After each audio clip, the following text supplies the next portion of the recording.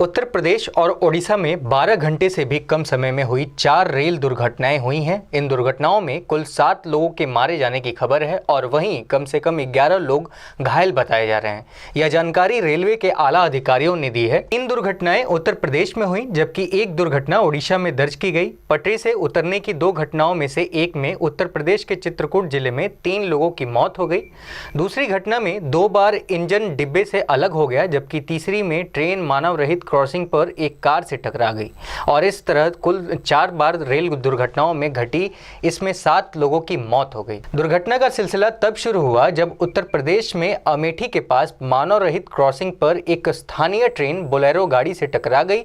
इस घटना में 4 लोगों की मौत हो गई और 2 लोग घायल हो गए। एक अधिकारी ने बताया कि मुसाफिर खाना थाना अंतर्गत माठा मसुंडा गांव में विवाह समारोह में जा रहे लोगों की गाड़ी ट्रेन से टकरा गई। इसके बाद उत्तर प्रदेश में मानिकपुर रेलवे स्टेशन के पास वास्को डी गामा पटना एक्सप्रेस के 13 डिब्बे पटरी से उतर गए।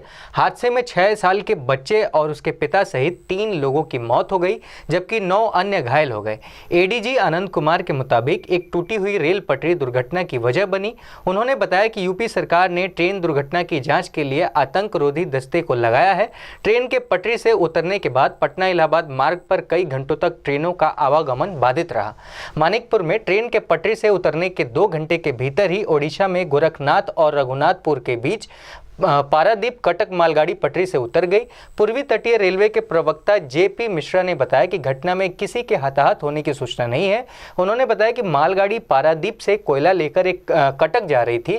तभी कटक से 45 किलोमीटर और पारादीप से 38 किलोमीटर की दूरी पर स्थित बहन बिहारी ग्वालीपुर पीएच रेलवे स्टेशन के निकट डाउन लाइन पर मालगाड़ी के करीब 14 डिब्बे पटरी से उतर गए। चौथी घटना में जम्मू पटना अर्चना एक्सप्रेस का इंजन उत्तर प्रदेश में सहारनपुर के निकट ट्रेन से अलग हो गया और यह घटना 2 बार हुई। उत्तर मध्य रेलवे के एक प्रवक्ता ने बताया कि कर्मचारियों और वरिष्ठ अधिकारियों द्वारा फिर से जांच कर फैसला किया गया है कि ट्रेन में नया इंजन लगाया जाना चाहिए ताकि ऐसा समस्या फिर ना हो।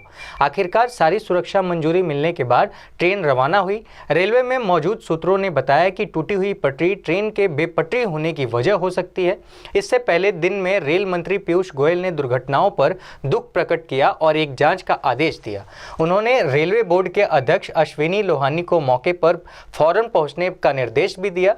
रेलवे ने मृतकों के परिजनों को 5 लाख रुपए, गंभीर रूप से घायलों को 1 लाख रुपए और मामूली रूप से घायलों को 50,000 रुपए देने की घोषणा की है। उत्तर प्रदेश के मुख्यमंत्री योगी आदित्यनाथ ने मृतकों के परिजनों को 2 लाख रुपए, गंभीर रूप से घायलों को 50,000 रुपए और मामूली रूप से घायलों को 25,000 रुपए देने की घोषणा की है।